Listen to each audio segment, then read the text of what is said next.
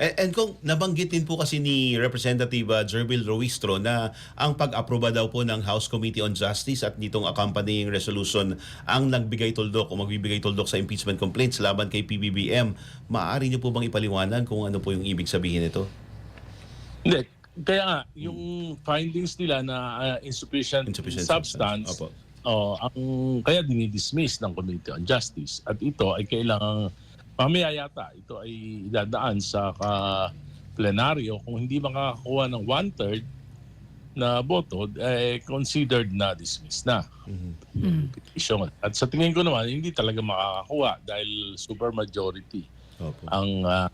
ang administrasyon sa House of Representatives. Hindi ko naman kino-question, hindi ko pinaparatangan yung Pangulo na siya ay nagkasala. Hindi ko rin kino-question yung pagiging political process nito. Opo. Pero ang kino-question natin ay yung paglabag sa proseso na hindi na binigyan ng pagkakataon yung mga complainants na magpresenta ng mga ebidensya. At sa aking pagkakaalam, maraming mga ebidensya ang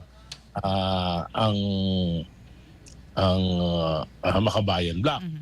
Taliwas, halimbawa, kung kay Vice President Sara naman, baka naman payagan nila na magpresenta ng ebidensya, hindi patas yung magdidikta.